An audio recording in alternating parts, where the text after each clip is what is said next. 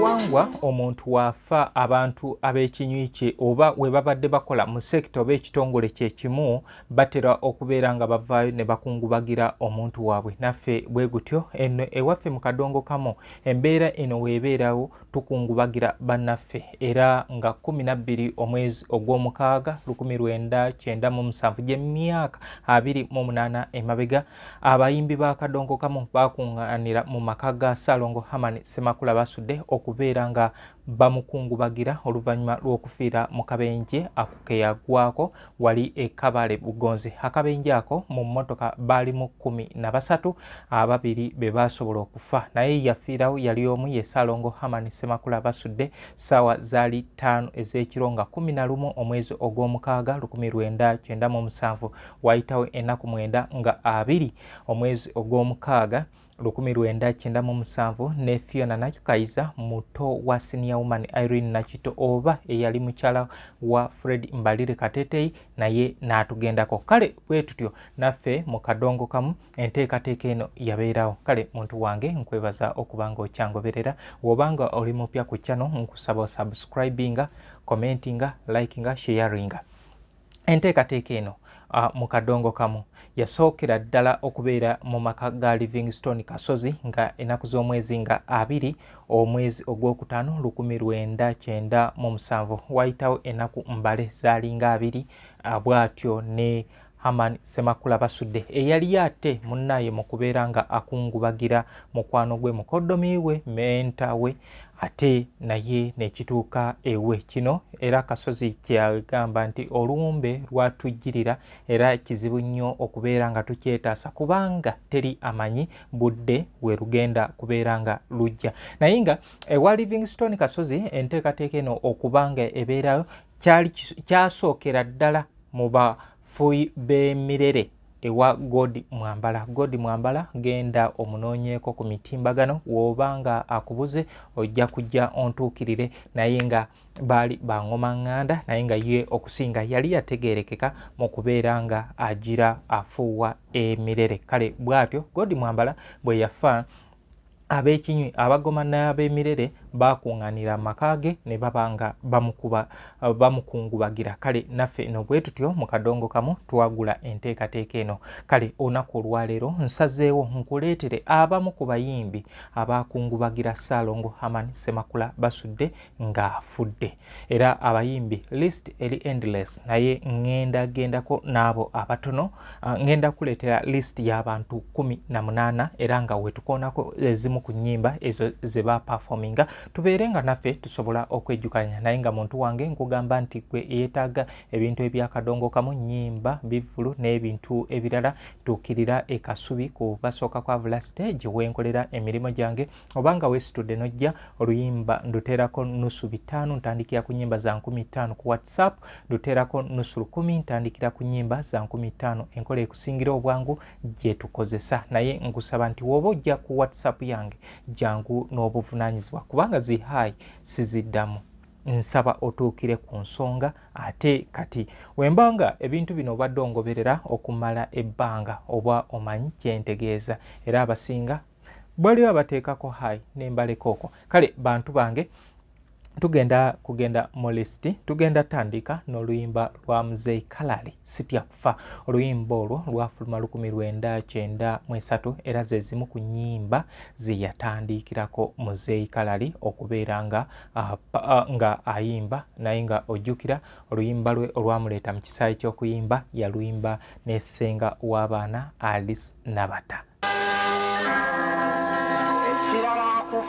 Tata, no sawa, de wela birwa, ewe bawe kwate, namaziga olusine kaba, songa ya kurera bana, besira bani ali bajuna, oh tulabiete, chitalo, esanje zilo, warumba tukero kamara, tutewa,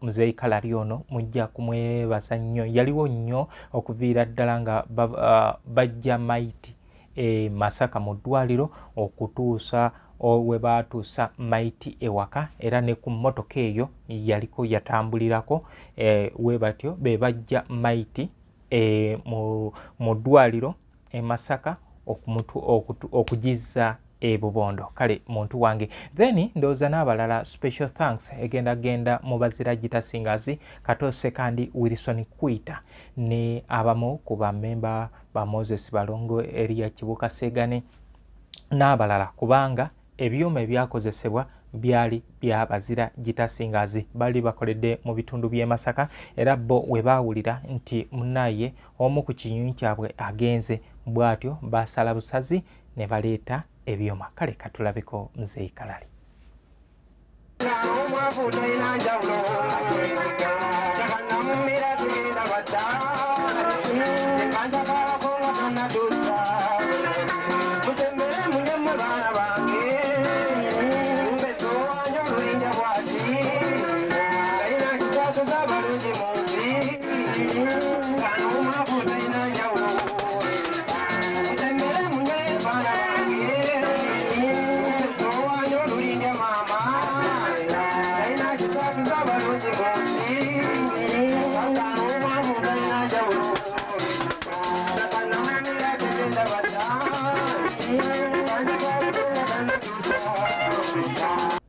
Oyo ye Muzeeyi Kalali, kati gwe mumanyi ffe yoyo Kalali gwe twategeera ennyo, era ku nteekateeka eno nze ndina omuntu eyannyimbira ekyamazima, oluyimba lwanyumira nnyo, Same Kiberu. Simanyi oba omumanyi Same Kiberu, okusinga yali ne Saala Birungi. Kale tugenda ku muntu owookubiri, Wire Mulwana Mukaabya, ono ye yaggulirawo ddala show n'oluyimba Wasuwasi.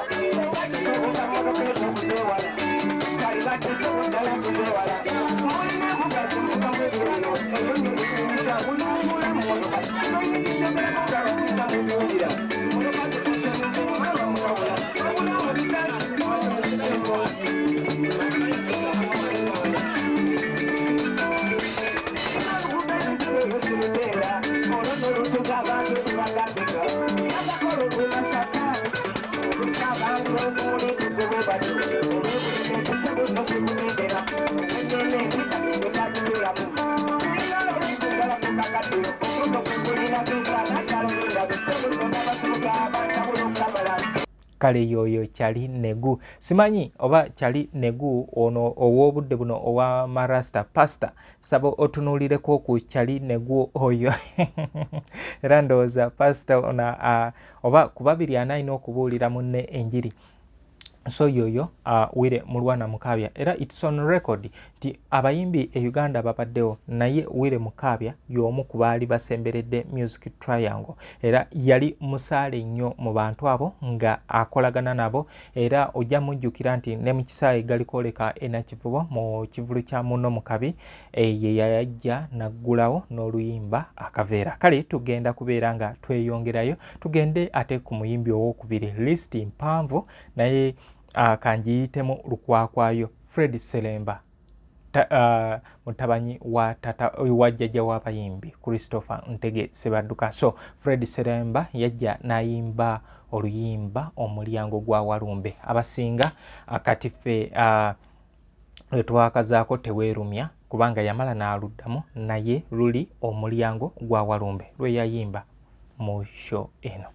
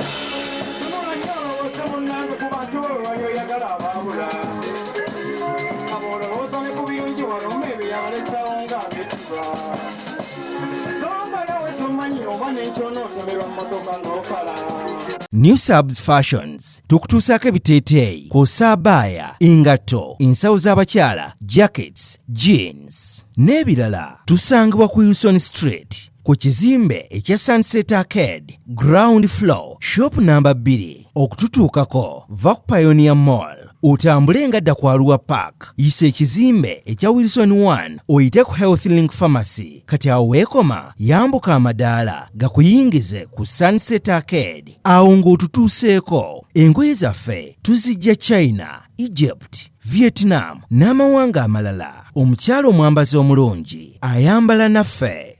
Yino Chikaya College School essomero eryegulidde erinnya mu kusomesa abaana ate ne bayita ssomero lya Dene Boarding mix y'abawala n'abalenzi senior 1 paka senior 6. Balina library, science ko ne computer labs byonna bijjudde. Balina arts ne science subjects, co-curricular activities, ko ne section y'ebyemikono, omuli okusiba enviiri, okukanika n'ebirala ebigwa mu kkowe eryo. Omwana n'ava ku ssomero lino ng'ali self contained. Kyewuunyisa ensimbi zaabwe ze zijja mu nsawo ya buli muzadde. Basange Chikaya Bulenga Mitiana Road okumanya bisingawo noti 757 mukaganya M55. B is a hotel and bar. Tusangibwa Nsago ku lw'Ennakawuka. Ku lw'empeereza ennungi tukola essaawa 24. Tulina ebifo ebisulwamu nga biyonjo, ebiddaabirizibwa buli kadde, ebyemizannyo ng'okulaga omupiira, okuzannya pool n'ebirala. Ebbaala ejjudde obulungi, emmere ekutuukako mangu, paakingi nnungi ate nga security eri gguluggulo. Okubuukinga n'okumanya ebisingawo kuba ku 0790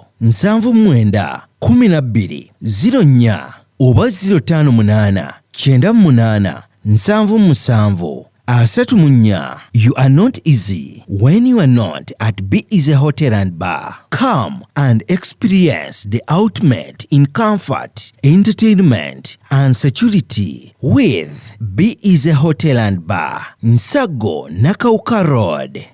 Plan B Records ye studio yokka ekuwa ekiri ku mulembe. Oyagala ku recordinga luyimba ku Plan B Records. Tu recordinga nyimbe z'ekika kyonna nga raga, reggae, kadongo kamu, afrobeat, band music n'ebika bya music byonna eby'enjawulo. Era tukozesa ba producer abalina obukugu. Kati gwalina essomero, kwaya, naawe omuyimbise kinoomu. Jangu tukolere oluyimba oluli ku mutindo ku miwendo egy'okuteesa. Plan B Records. Ama's Closet ffe tukyasinza okutuusaako ebyambalo eby'omulembe okuva China, omuli tops, skirt, office pants, legging n'ebirala bingi. Tusangibwa ku Ham Shopping Grounds, Block D, mu room 252 ne 099 okumpi n'ekizimbe ekya Jesco Beauty Center opposite Total Business. Olaba Block D wetandikira, kati yambuka amadaala edduuka ly'osookerako ku kkono lye lya Ama's Closet. Tutunda ekimu ekimu n'okusuubuza. Tukubire ku 0701 93 83 16 oba 0762 89 82 01. Ama's Closet, where fashion meets you.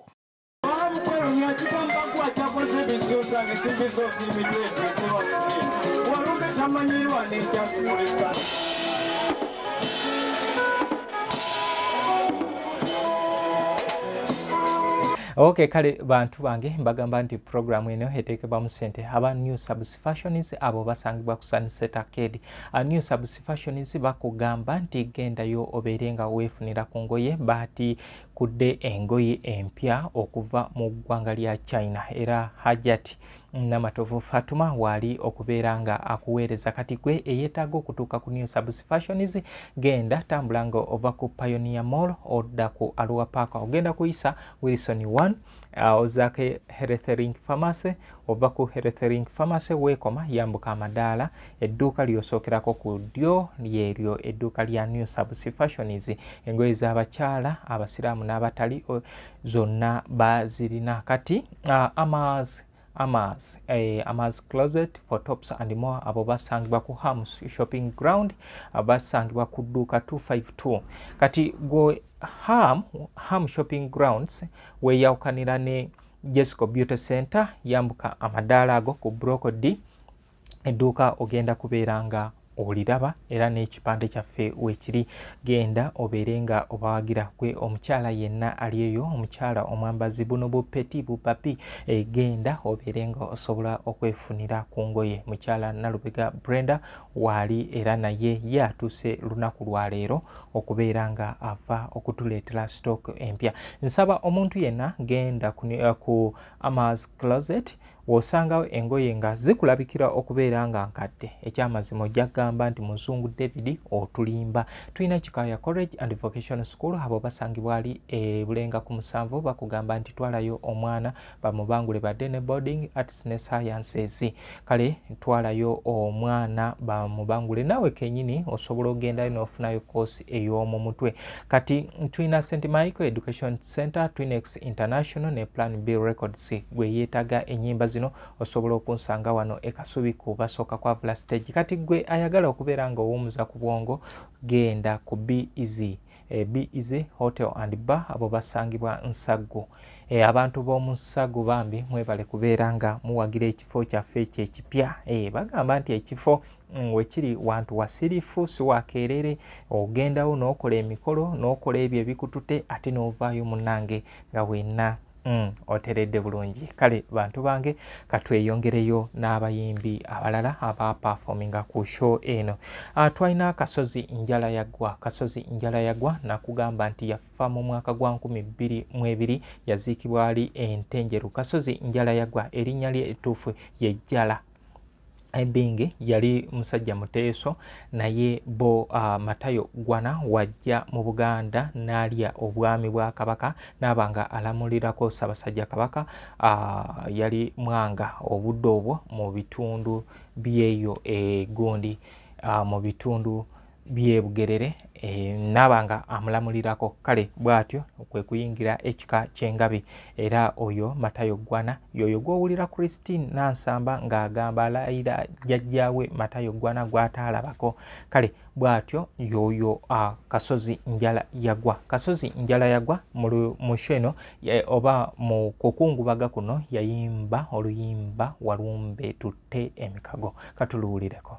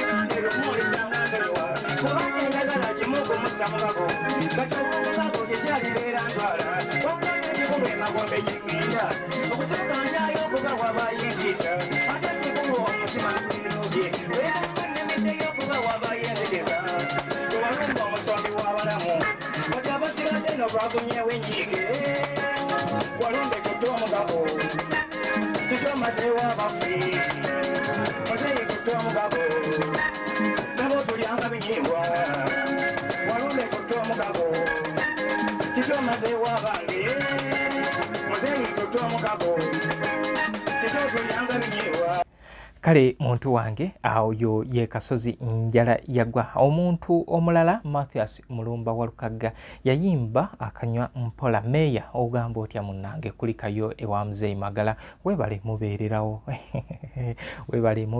webale kubanga omwagala. Yagamba nti y'omu ku bantu bagoberedde naye nga ebigambo bye ebimuvaamu bigambo by'amaanyi nnyo. Yayimba akanywa mpola then n'abeera n'oluyimba olulala lwe yayimba. Nsaba ndubazanyiremu nalwo muluwulire.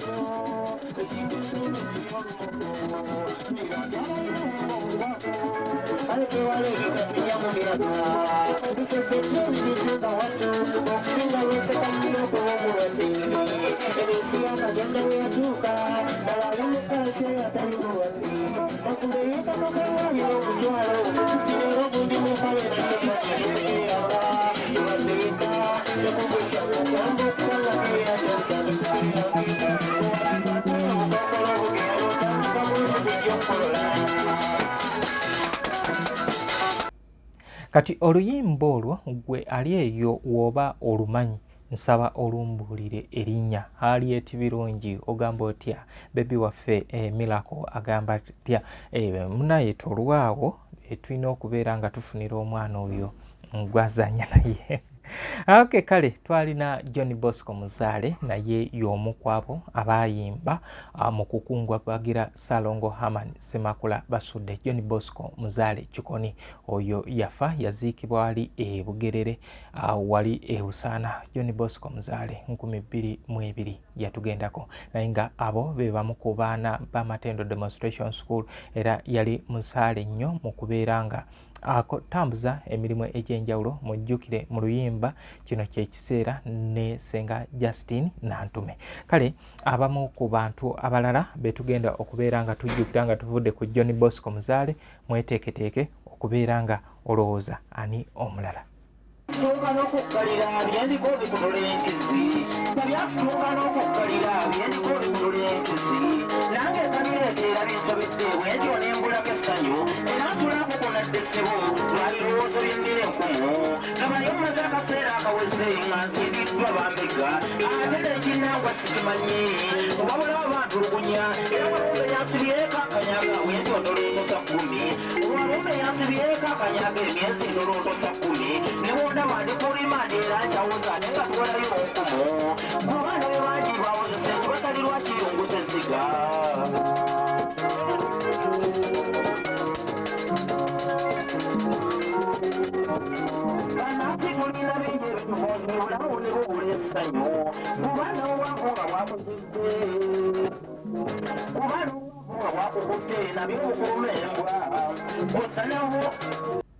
Kale bwe tutyo John Bosco Muzaale yoyo mugenzi naye yatugendako. Twali ne Salongo Bernard Nsubuga Ssemango yatuyimbira bebase ekaganga 1966 yoyo Salongo Bernard Nsubuga bebo abatandisi ba Kadongo Kamu abaaliwo abatandika ye yaliwo n'abanga munnange akungubagira mutabanyi we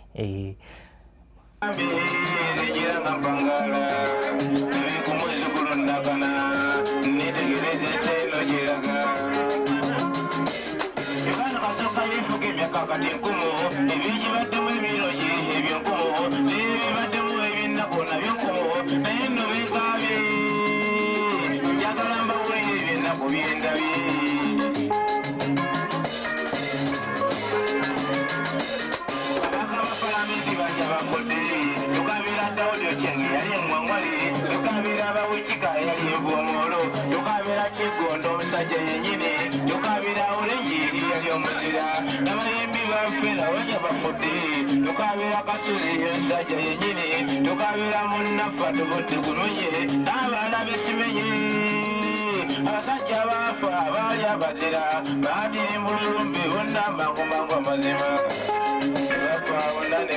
tetwakomaawo we twava ku Ssaalongo Bernard Nsubuga Ssemmango waliwo Robert Kagulire abasinga gwe tumanyi nga Ssenga Nantaggwa omwana w'empigi ku bikondo omwana w'endiga.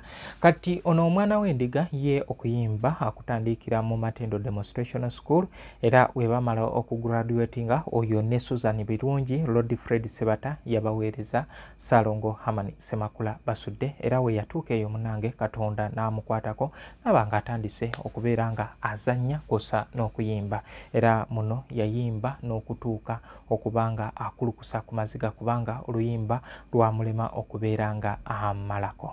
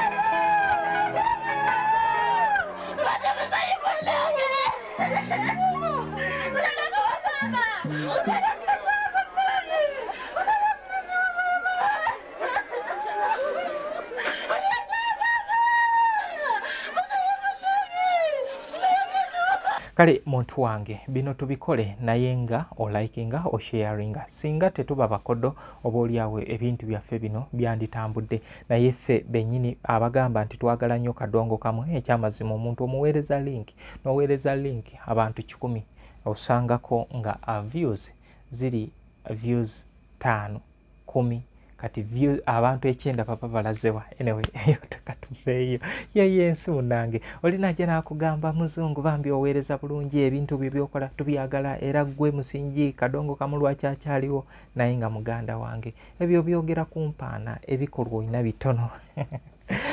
Kale Vincent Muwonge yakuyimbira kitaka namumira. Vincent Muwonge ye yali omu ku ba masters aba Ssaalongo Hamani Ssemakula basudde era tunes mpitirivu oba endongo mpitirivu eza Ssaalongo Hamani Ssemakula basudde nga yazeewolanga wa Vincent Muwonge nazikolamu ennyimba ezize era Vincent Muwonge mu emu ku interview gye nali naye yagamba takirinako buzibu ekya omuntu omulala okubeera nga ayoza mubi yeye tinaye aba yeegombye kasita aba buli omu nga akola bibye. Kale bw'atyo yatuyimbira kitaka namumira naye nga obudde buno mukadde waffe Vincent Muwonge wali ku lw'ekyotera era atambuza emirimu gye egy'obulimi.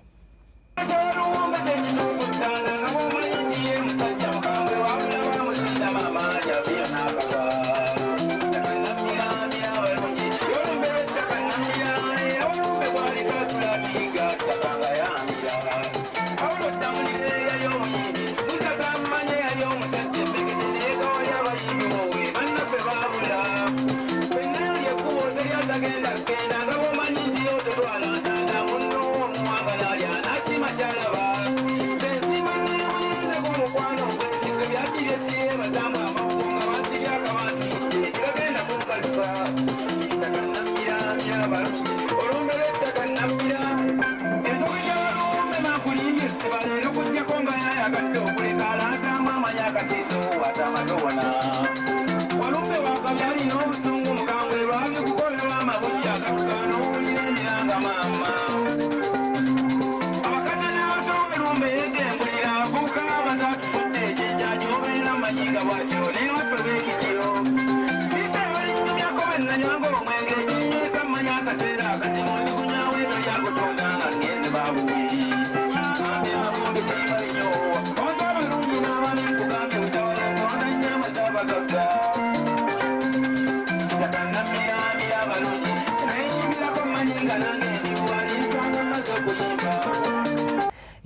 Kale bwatyo oye mukadde waffe Vincent Muwonge atwalina mukadde waffe omusumba Mamuli Katumba yajja n'ayimba nyama ya walumbe Katonda era ndowooza mukadde wange Mamuli Katumba y'omu ku bantu abakeera enkya n'eggulo ne bawongerera oyo gwe basinza kubanga tujjukira emabegaawo olumbe lwali lumubala embiriizi era amawulire gaatutiisa nnyo naye akyaliwo akyali mulamu era akyasomesa n'olunaku lw'eggulo yabadde e Bubondo nga bajjukira Salongo Haman Ssemakula basudde.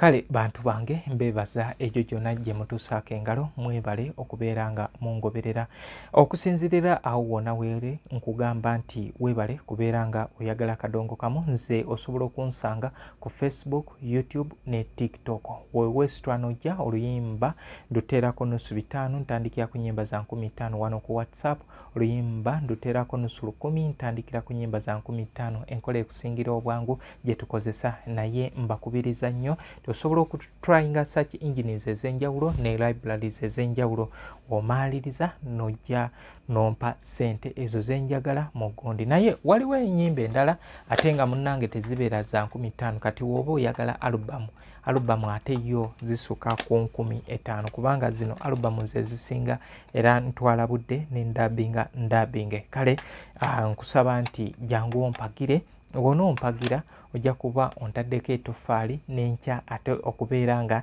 nzijja nkuweereze kati abasinga ajja muzungu oluyimba luno taito baluyita batya bannange ebyo ebintu byaggwawo olaba ogenda mu ddwaliro ng'oli muyi balaba osigaddeko kikuba mukono ne batukuka ne bakugamba nti sooka osasule wano eza consultation okuyingiza mu kitabo kati olwonze muzungu David tuyige buli omu okuwagira omulimo gwa munne yensonga lwaki mbagamba nti muleeta obulango nange mbeere nga ngasseeko nange nkugasseeko ate nkugatteko abantu bange kale bantu bange abantu bano abalangira ku peji yange mbasaba nti bantu bange mubampeerengako ku kasente mugende mubaguleko nange woba olabye ekintu nga you've appreciated ogamba nti muzungu enamba yo yeri etya nze enamba yange gyosanga ku Facebook gyosanga ku TikTok gyosanga ne wano ku YouTube nkozesa enamba emu 0700360045 enamba gyenkozesa era limanya ga muzungu David sina namba ndala gyenkozesa kale katweyongereyo n'olukalala lwaffe naye nga programu ngiweerezaako abawagizi bakadongo kamu abaagazi bakadongo kamu abagoberezi ba muzungu David kati waliwo omwami wemba simwogeddeko mba sisobola kola programu omwami Makombi Junior Dubai ogamba oti Atabani Edu Entertainment weebale munnange okubanga otambuza emirimu gino ne famire mukyala Namatovu Fatuma mwebale kubeera nga mu sponsoringa then Nalubega Nalubega Brenda, Mwami Mubiru Charles, waliwo mukodomi wange Williams the Select of Uganda, wa Plan B Records, Mwami Bazibu Michael St. Michael Education Center, mwebale nnyo bannayi okubeera nga mutegeera nti nange gyendi ne mubanga mumpa ku ssente. Naawe ali eyo osobola okugira Kabugo Abdul Shafiq ogamba otya munnange weebale ekyo kyonna gy'otuusaako engalo baganda bange. Ndina wewange mukyala namba ya Harriet no ne musajja munnange Sonko Ronald Ingini ogamba otya weebale kukuuma muntu waffe tukuuma babiri. Then eri ndina mukyala Jalia Zawede nafuka okuva New York munange ombeereddewo nnyo DJ Kisule awe London oli otya munange mwami Lulese Bonzo okuva Massachusetts.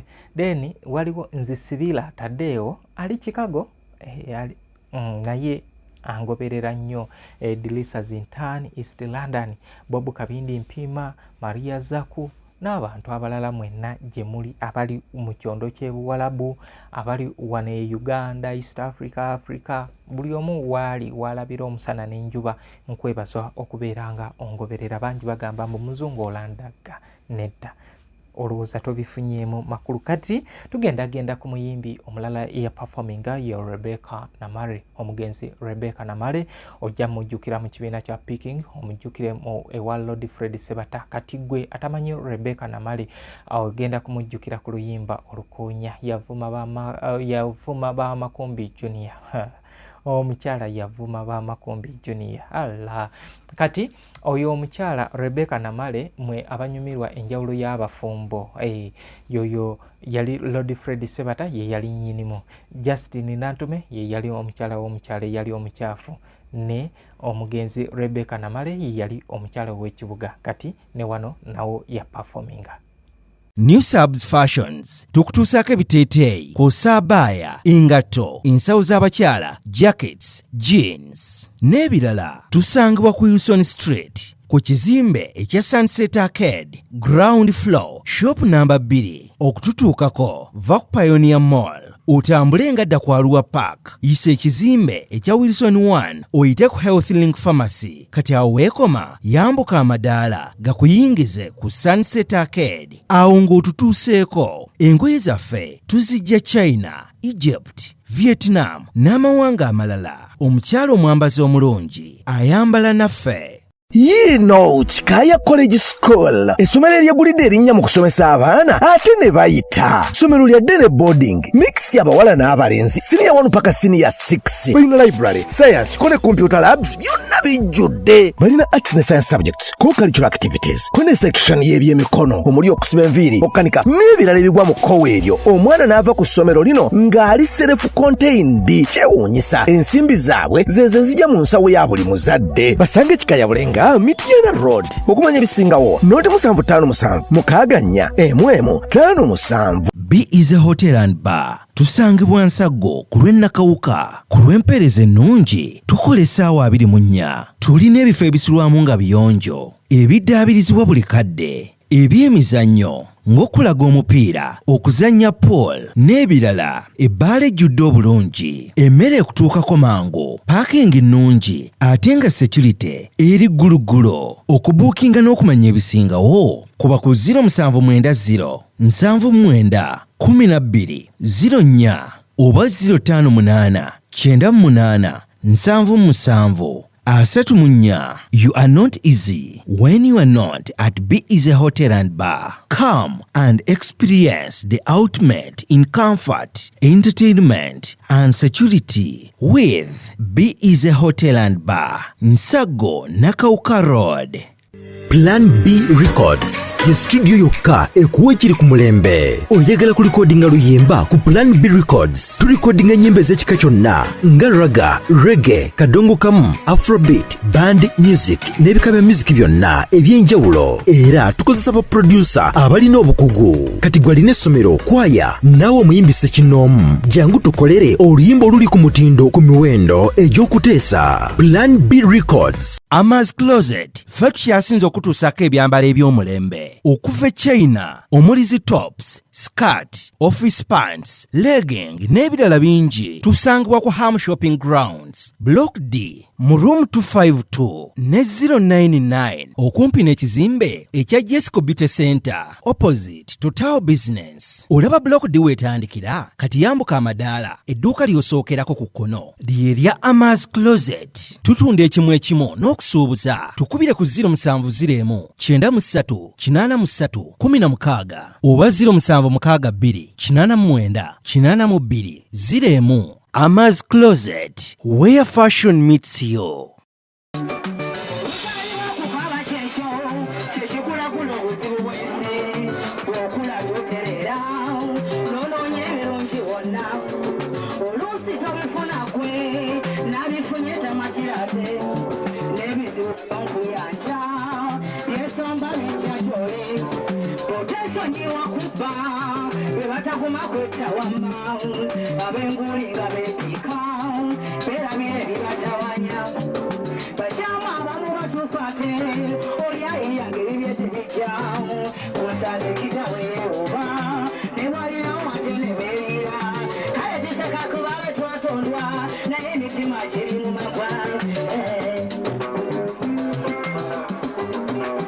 Okay, kale tetwakomaawo ne tugenda ku Chief Abdul Kabugo Kakadde tekagwa mu nsekere naye yajja n'ayimba oluyimba mu lukuusi. Ngenda netuula mu buliri yo n'endowooza obudde ne bukyanga ntunula ng'ebirungi byendadde munsi muno sibitenda so nga ate n'ebikyamu mpuufu bwembeera buli kimu ngenda mbojja ku lwonsi obudde basiba obunzibako bannange n'ensula nga ntunula anti nga mbulidde wentandikira nandireka ebigambo ebirala naye walumbe ansula ku mutwe ng'omwenge simanyi eyambeerera ki buli olukyamba mbirooto ate leero luno ndeese bipya yamfuula mukuumi we kuba nzija ne mutulowo n'ayagala muwerekera egyabeera sigana bwempamanuka eyo sirwanyanguwako nzija nammwe mbawulira ebinyize n'omukama kwalijja nsalira omukango bulungi kuba sebonjejenya abantu nga bwemanyi yatonda bingi nnyo ebintu by'omuwendo manya ate n'ebirungi kutabala naye nze kyenagaba n'okwogerako kyekyawalumbi kubanga yansula ku lusegere kali bannange muje bali emirimu buli atawana salire malo mukwango obubaka bwe naleese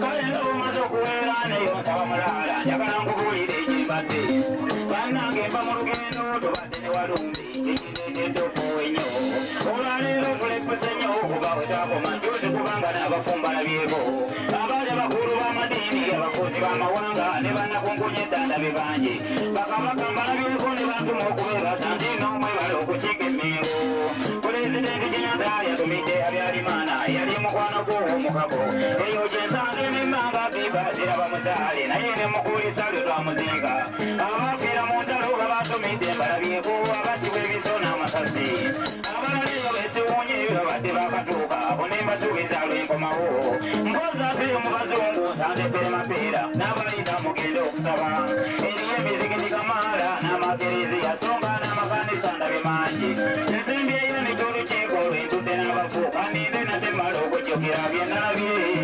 Abdul Kabugo Kakadde be bamu ku baana b'amatendo demonstration school era ng'oyo n'okuyingira endongo yayingira oluvannyuma lw'okubeera nga yeegomba Abdulmulas baali bava naye eyo kati wategeera nti Abdulmulas yayingidde ebidongo ye kwe kujja e Kampala mbw amwegatteko yagenda okumaaliriza ng'asibidde kajjansi ate nga ye Abdulmulas yali mu Peking.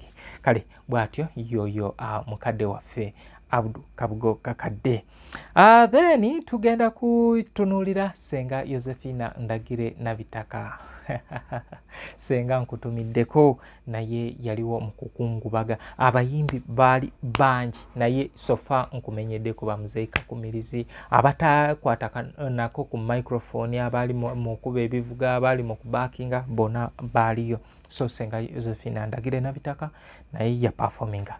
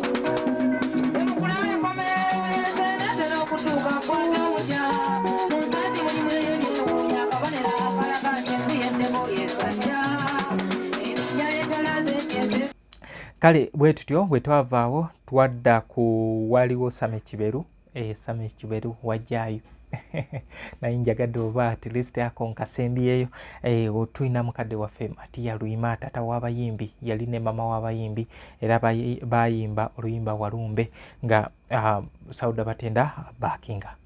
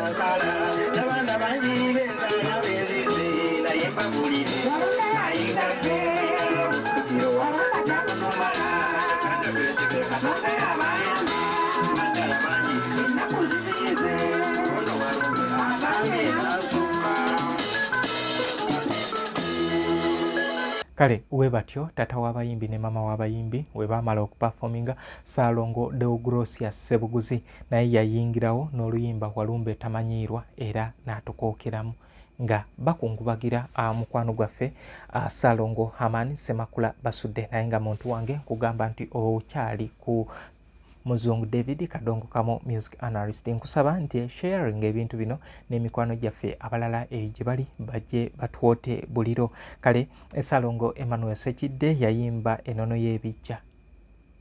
Ssaalongo Emmanuel Ssekidde Kigwagwa era ne Ebobondo yabaddeyo nga akola emirimu gye abo we batyo munnange we baakulana ne Ssaalongo Hamani Ssemakula Basudde era ng'oba oliawo yakunyumiriza Basudde toyoyana kubeera nga nti Basudde singa muwulirako ng'atunyumiza kubanga yamutegeera baakula. Omanyi abantu muyinza okukula naye ate nga ne mukulana mwenna naye ng'ate temuli ba mukwano naye bano baali ba mukwano.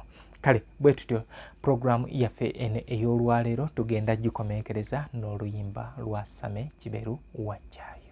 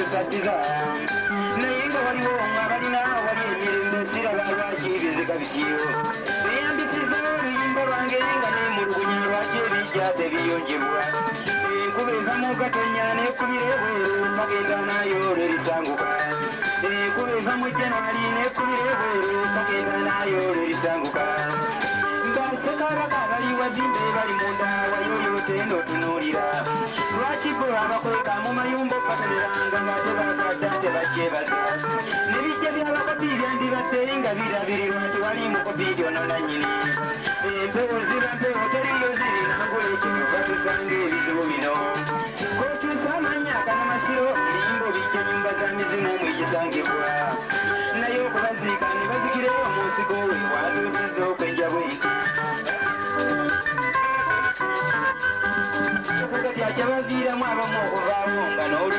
kale muntu wange nkwebaza okubanga ongoberera Prince Jopo Kafero muno tetumwogeddeko waliwo ensonga lwaki simwogeddeko ninda ate mu programu zendala naye nze kyenfa kiri ekintu kimu kaisitokera nompa 1000 views oba gye bayita 1k views singa mukinkolera pa video kati woba alabye programu eno kyekiggano okubeera ku page ngo obeera ogichekingako muzungu ataddeyo ki ate ng'onyigaawo osubscribingira bakuteerawo gundi wosobola okuteerako notifications nti buli kyentaddeyo oba osobola okubeera nga okifuna kale bantu bange bwe tutyo bwendabise olunaku olwaleero mubeere bulungi mweraba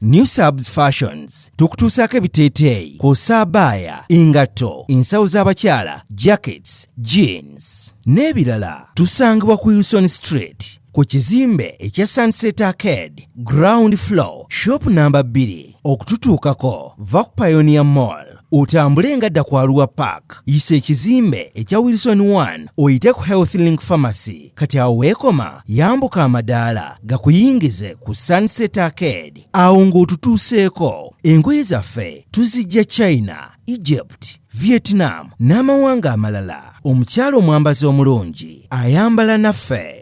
Yino Chikaya College School essomero eryegulidde erinnya mu kusomesa abaana ate ne bayita. Ssomero lya Dene Boarding mix y'abawala n'abalenzi senior 1 paka senior 6. Balina library, science, kone computer labs byonna bijjudde. Balina arts ne science subjects, co-curricular activities, kone section y'ebyemikono omuli okusiba enviiri, okukanika n'ebirala ebigwa mu kkowe eryo. Omwana n'ava ku ssomero lino ng'ali self-contained. Kyewuunyisa ensimbi zaabwe ze zijja mu nsawo ya buli muzadde. Basange Chikaya Bulenga Mityana Road. Okumanya ebisingawo noti 757 mukaganya emwemu 57. B is a hotel and bar. Tusangibwa Nsago ku lw'Ennakawuka. Ku lw'empeereza ennungi tukola essaawa 24. Tulina ebifo ebisulwamu nga biyonjo ebiddaabirizibwa buli kadde. ebyemizannyo ng'okulaga omupiira, okuzannya pool n'ebirala. Ebbaala ejjudde obulungi, emmere ekutuukako mangu, paakingi nnungi ate nga security eri gguluggulo. Okubuukinga n'okumanya ebisingawo kuba ku 070 79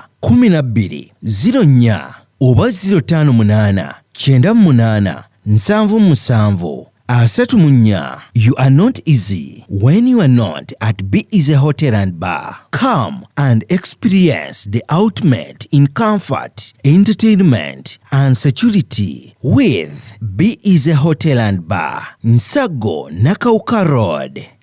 Plan B Records ye studio yokka ekuwa ekiri ku mulembe. Oyagala ku recordinga luyimba ku Plan B Records. Tu recordinga nyimbe z'ekika kyonna nga raga, reggae, kadongo kamu, afrobeat, band music n'ebika bya music byonna eby'enjawulo. Era tukozesa ba producer abalina obukugu. Kati gwalina essomero, kwaya, naawe omuyimbise kinoomu. Jangu tukolere oluyimba oluli ku mutindo ku miwendo egy'okuteesa. Plan B Records. Ama's Closet ffe tukyasinza okutuusako ebyambalo eby'omulembe okuva e China omuli zi tops, skirt, office pants, legging n'ebirala bingi. Tusangibwa ku Ham Shopping Grounds, Block D mu room 252 ne 099 okumpi n'ekizimbe ekya Jesco Beauty Center opposite Total Business. Olaba Block D wetandikira, kati yambuka amadaala edduuka ly'osookerako ku kkono ly'erya Ama's Closet. Tutunda ekimu ekimu n'okusuubuza. Tukubire ku 070 93 83 16 oba 0762 89 82 01. Ama's Closet, where fashion meets you.